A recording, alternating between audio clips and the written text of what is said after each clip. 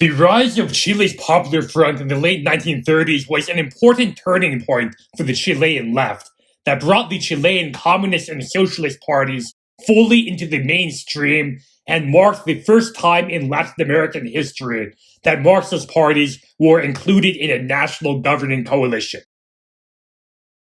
Yet this alliance's constant infighting over policy issues and squabbling over government patronage also makes the Chilean Popular Front a textbook example of how not to run a multi-party governing coalition.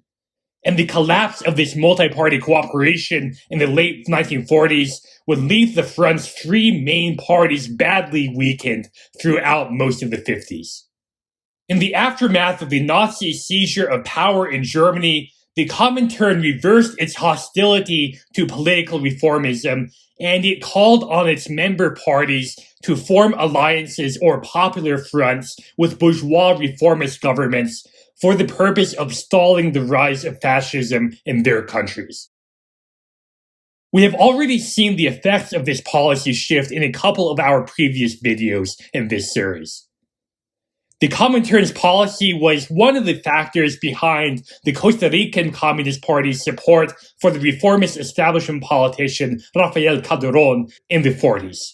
And it was also one of the main reasons why the Mexican Communist Party very reluctantly cooperated with Lázaro Cárdenas, even after it had become clear that Cárdenas' party was displacing the communists from the labor movement. In both of these cases, the communist parties were offering their support to reformist presidents from established parties who had already come to power through other means. By contrast, the Chilean Popular Front is a much more explicit alliance formed by opposition parties for the purpose of contesting Chile's 1938 presidential election as a broad, united, multi-party coalition. The alliance emerges as a mostly local-level initiative between the Chilean Communist Party and the left wing of the Radical Party in Santiago. But it is soon extended to the national level, and it is expanded to encompass other left-of-center parties, such as the Socialist Party, along with social movements, such as the Chilean labor movement and the women's equality movement. This alliance institutionalizes itself in 1937 by drawing up formal statutes or regulations that establish a permanent multi-party leadership body for the front. The Popular Front then campaigns in Chile's 1938 presidential election as a united bloc, and it narrowly wins this election, becoming one of only three popular fronts in the world to come to power in a Western democracy in the 1930s. The political developments in the other two countries, Spain and France, were front-page headlines in Chile throughout the late 1930s, and the experiences in those countries gave the organizers of the Chilean Popular Front some idea of what to expect. The Spanish Popular Front had won a comfortable majority in the February 1936 parliamentary election, but this victory was not accepted by the Spanish right. In July 1936, the military attempted to overthrow the democratically elected leftist government in a coup, but this coup fell apart in most of the major population centers, and it led instead to the Spanish Civil War, which was ultimately won by the right-wing nationalist forces. Because of the unprecedented level of political violence during Chile's 1938 election campaign, and the fact that many of the major parties had their own militias, many of the organizers of the Chilean Popular Front feared that Chile would end up like Spain. And in fact, the Chilean right did seriously consider staging a coup following the Popular Front's victory in 1938, though it ultimately backed down. Instead, the Chilean Popular Front ended up following a course much more similar to the one in France, which won power in France's May 1936 parliamentary election, governed for a couple of years, but then gradually fell apart due to internal disagreements, leading the French Radical Party to form a new alliance with France's right-wing parties in order to retain a governing majority. Likewise, the Chilean Popular Front is eventually dissolved in 1941, though unlike in France, the basic Popular Front alliance in Chile is ultimately reconstituted under a different name for the 1942 presidential election and then again for the 1946 election. The governing coalition in Chile changes a number of times, but during the period from 1938 to 1948, multi-party cabinets containing the Radical Party and either the Socialist or Communist parties are the norm in Chile. As we move on now to the internal developments within the Popular Front during this 10-year period, it is important to keep in mind that of the three main parties in this alliance, only the Communist Party could be described as a unitary actor. Both the Radical and Socialist parties are deeply factionalized by the late 1930s. The Radical Party is divided between its rising socialist wing and the historically dominant liberal wing, which still occupies most of the party's seats in Congress. The winner of the 1938 presidential election, Pedro Aguirre Cerda, is associated with the liberal wing, though he functions as a largely independent third force within the party during the Popular Front years. The Radical Left is the Communist Party's strongest ally within the Popular Front, while the Radical Right is the most bitterly anti-communist force within this alliance. The Socialist Party by this point is divided between three main factions, two of which are vehemently anti-communist. There is also considerable animosity between the rival factions of the Radical and Socialist parties, and there is a general animosity between the Radical and Socialist parties themselves, though this is partially mitigated by the warm relationship between President Aguirre Cerda and the Socialist Party leadership. And so, in summary, we have a complex web of friendships and animosities that internally divide two of the principal parties in this coalition. An important consequence of this is that both the Radical and Socialist parties contain prominent members who do not want their parties to be in a coalition with the Communist Party and who actively work to undermine the Popular Front from the very beginning. An additional complication in the Radical Party is that the Radical Party organization is firmly under the control of the party's left wing by the early 40s, while the first several Radical presidents and most of the Radical members of the cabinet are aligned with the party's right wing. The centrist Radical politician Pedro Aguirre Cerda was initially opposed to the Popular Front, but he maneuvered himself into the position of the Front's nominee for president by convincing the rest of his party's establishment to go along with it. But now that he is in office, Aguirre Cerda is showing clear favoritism to the right wing of the party when it comes to divvying up the Radical Party's share of cabinet appointments. And one of his cabinets gets nicknamed the Millionaires' Cabinet by the press due to the large number of wealthy landowners who occupy high-level positions in what was supposed to be a people's government. This leads to bitter conflicts between the left-wing Radical Party leadership and the centrist Radical president. And the party's left wing learns the hard way that in a presidential system, there is very little that a party can do to hold its president accountable once he is already in office. Pedro Aguirre Cerda dies in office, so an early election is held in 1942 to replace him. The Radical Party's left wing understands this time that it needs to control the presidency if it is going to have any influence in the government, and it nominates Gabriel González Videla in the party's internal primary, while the party's right wing cynically endorses Juan Antonio Rios, a maverick within the Radical Party who had previously been expelled from the party for collaborating with one of the earlier military dictatorships. The Radical Party's 1942 primary is too close to call, but a special election tribunal ultimately awards the nomination to Rios, who goes on to win the general election with the support of the Communist and Socialist parties, among others. Once Rios is in office, his relationship with his party is even more acrimonious than Aguirre Cerda's relationship had been, and the Radical Party leadership ultimately withdraws its support from Rios's government and passes firmly into the opposition.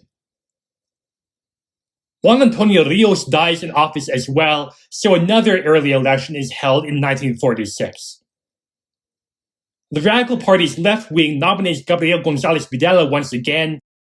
The Radical Party's right wing initially planned on running its own candidate, but it ultimately concludes that it cannot defeat Gonzalez Videla in the primary this time, and so instead, the right-wing radicals settle on a much more extreme and cynical strategy for thwarting Gonzalez Videla's election. They intentionally split the Radical Party and they endorsed the Liberal Party candidate in an attempt to sabotage Gonzalez Videla's chances in the general election. This cynical strategy ultimately fails to prevent Gonzalez Videla from winning the presidency in 1946, but the split in the party does badly weaken Gonzalez's government, and it indirectly leads the president to include the Liberal Party in his governing coalition. For the Socialist Party, the Popular Front's rise to power in 1938 meant that the Socialists would now be included in the governing coalition just 5 years after the party was founded. The Socialist Party receives 3 cabinet positions in Pedro Aguirre Cerda's government: the Ministry of Development, the Ministry of Health, and the Ministry of Lands and Colonization. Socialists are also appointed to many of the lower-level positions in the bureaucracy, and this gives the party an ample share of government patronage in the 40s. In the short term, this helps fuel the party's electoral growth, and the party's vote share in legislative elections peaks at 18% of the vote in 1941. But over the longer run, this influx of patronage resources into the Socialist Party exacerbates many of the organizational problems that the party was already facing by the late 30s. I discussed at the end of the last video how the party's formal organization had grown dysfunctional by the late 30s, and how the party leaders had come to rely on top-down patron-client ties with individual party members in order to maintain a semblance of party discipline. Now that the Socialist Party is sharing in the spoils of government, patronage becomes an even more important part of the party's internal politics during the 40s. This has the effect of demobilizing the party's nucleus and other base units, and many of the more ideological party members who are less interested in patronage drift away from the Socialist Party over the course of the 1940s.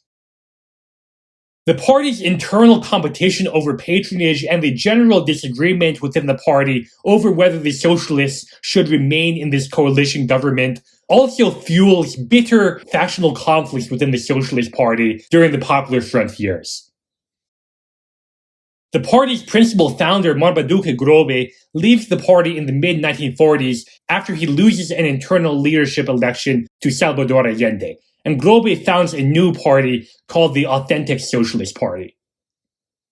The main Socialist Party withdraws from the radical-led government in an attempt to soothe the party's internal divisions, but the other 2 main factions end up splitting into 2 separate parties anyway in the late 1940s.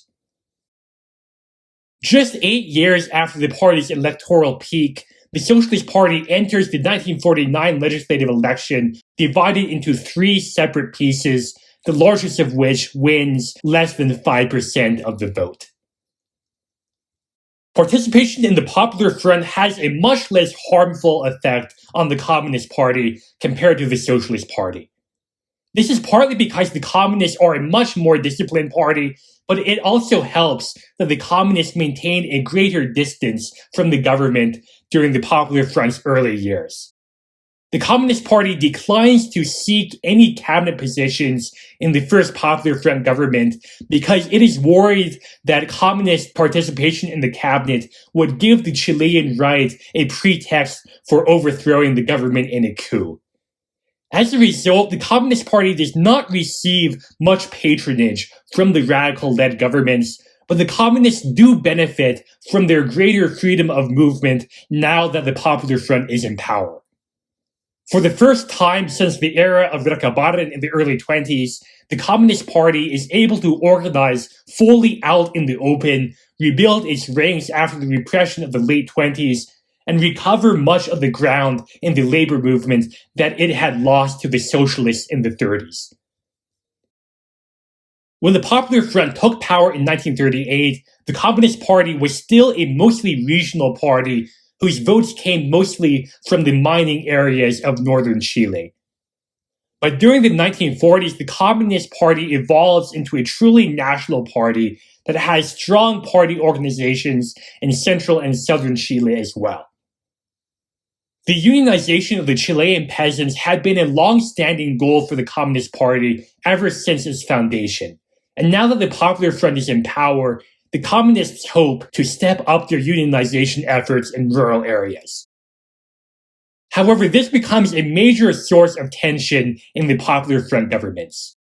Many of the right-wing radicals in the cabinet are landowners who feel directly threatened by rural unionization, and they pressure President Aguirre Cerda to put a stop to the unionization efforts in rural areas. The Communist Party gets a second chance during the president of Gabriel González Videla.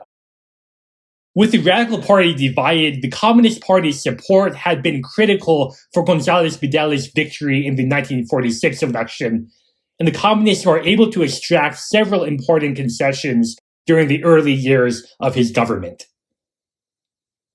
The Communist Party enters the cabinet for the first time, and they specifically ask for the Ministry of Agriculture, which they need to hold if they are going to unionize the peasants over the objection of the landowners. However, as the Communist unionization drive gets underway, their relations with President González Videla suddenly deteriorate. González Videla had long been considered one of the most pro-communist politicians in the Radical Party, but he abruptly turns against his coalition partner in 1947. One reason for this reversal is that González Videla and the rest of Chile's political establishment are alarmed by how quickly the Communist Party has been growing ever since the Popular Front first took power. Between the 1938 and 1947 municipal elections, the Communists increased their vote share from 6% to 17%, and the established parties now worry that the Communist Party will soon displace the Radicals and Conservatives as the largest party in Chile's multi-party system if the rural unionization drive goes ahead. However, the deterioration in the president's relationship with the Communist Party is also due in large part to the changing international climate. A lot has happened on the world stage during the decades since the Popular Front came to power in 1938. The Second World War has both come and gone, and the Cold War is now getting underway. The United States is entering into the Second Red Scare, and the Truman administration is actively exporting the Red Scare to Latin America by encouraging leaders like González Videla to crack down on their country's own communist parties. Under pressure from the United States, González Videla expels the communists from his cabinet in 1947. Then the following year, he pushes the Congress to pass the so-called Law for the Permanent Defense of Democracy, which is known among the Chilean left as the Ley Maldita or the Damned Law. The law bans the Communist Party and it cancels the voter registration of 28,000 suspected communist members and sympathizers in Chile. The law is unanimously opposed by the communists and the Falangists, while it is unanimously supported by the liberals. But Chile's other three main parties, the Radicals, Socialists, and Conservatives, are all deeply divided on this issue. Even for many of the conservatives, banning the Communist Party is a step too far. It is one thing to ban violent parties like Peru's APRA, which stage armed insurrections and assassinate presidents, but it is a whole different matter to ban a responsible and non-violent party like the Communist Party of Chile. The Chilean communists have been playing by the democratic rules of the game this entire time, and it feels downright undemocratic to many politicians in Chile to ban one of the country's largest parties. However, the anti-communist law ultimately passes over this opposition, and the radical socialist and conservative parties each split apart into fully separate party organizations in the immediate aftermath, as politicians who voted against the party line are expelled from their parties. It is difficult to overstate just how destabilizing the passage of the anti-communist law was for Chile's party system. Of the country's 5 major parties in the 1940s, 1 is now banned, and the other 3 have broken apart into separate organizations. This de-alignment of Chilean politics is on full display in the next presidential election in 1952. The Radical Party had won the last 3 presidential elections with the support of the Chilean Left, but now the radical candidate is able to get the support of only the Falange and the more moderate offshoot of the Conservative Party, and he wins a disappointing 20% of the vote. The anti-communist wing of the Socialist Party runs its own candidate, Salvador Allende, in what would be his first of 4 runs for the presidency. The liberals and the anti-communist wing of the Conservative Party are still in an alliance, but their candidate gets only 28% of the vote, down from the 44% that this alliance had received in 1942. The winner of the 1952 election is the former military dictator Carlos Ibáñez, who has had quite a political career up until this point.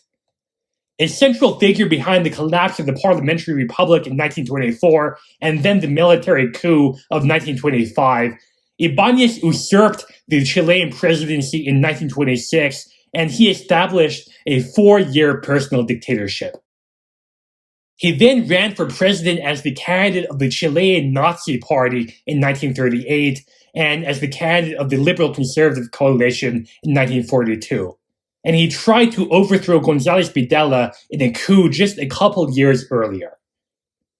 But now in the 1952 election, Ibáñez is running as a Perón-style left-wing populist, and he gains the support of the Agrarian Laborist Party and also the pro-communist wings of both the Socialist and Radical parties, which are both fully fed up with Chile's political establishment by this point. Ibáñez's election in 1952 is widely seen as a rebuke of Chile's political establishment in general and of the Radical Party in particular. The symbol of Ibáñez's campaign is the broom, which represents his promise to sweep away Chile's corrupt political establishment and build something new in its place. One of the primary goals behind Popular Front politics worldwide was to keep fascist-adjacent demagogues like Carlos Ibáñez out of power. And in this regard, the Chilean Popular Front was ultimately no more successful than the Popular Fronts in Spain or France. Instead, the proscription of the Communist Party and the fracturing of the Socialist and Radical parties debilitated the Chilean left as a whole. The Popular Front parties collectively received a slight majority of the vote in Chile's 1941 congressional elections, but their combined vote share falls to less than 30% in 1953, the first elections held during the Ibáñez presidency. However, while Chile's Popular Front politics were a failure in terms of electoral politics, they were more successful in terms of policy. It is under the Popular Front that state-led industrialization truly takes off in Chile. A transition to a socialist economy was never really on the table in the 1940s, but the Popular Front governments did greatly expand the involvement of the state in the economy while also expanding the size of Chile's admittedly uneven welfare state. Real wages in Chile had already been increasing during the economic recovery of the mid-30s, but this trend continues under the Popular Front governments, while real wages abruptly collapse as soon as Ibáñez takes power in the 50s. The Popular Front's legislative accomplishments left much to be desired, but these governments did accomplish many of the things that their member parties deemed to be the most important. And these years marked a relative high point in the standard of living of many of the Popular Front's constituents. The Popular Front years also provided a conducive environment for labor organizing in Chile.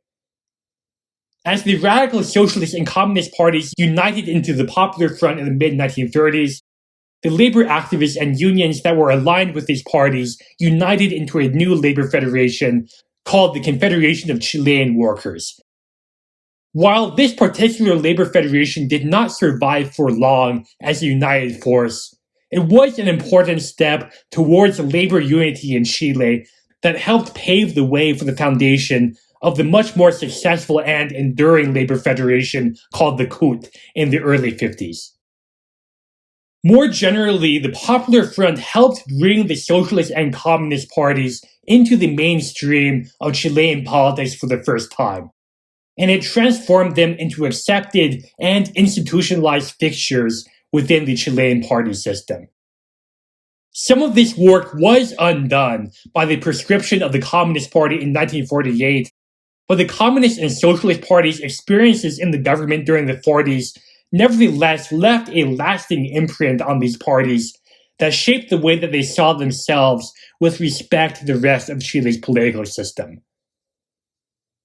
One of the reasons why the Chilean Marxist parties will insist on following a purely democratic road to socialism at a time when Marxist parties in other Latin American countries were turning to revolutionary strategies was because Chile's socialist and communist parties were already accepted as legitimate members of the party system in a way that Marxist parties in other Latin American countries were not.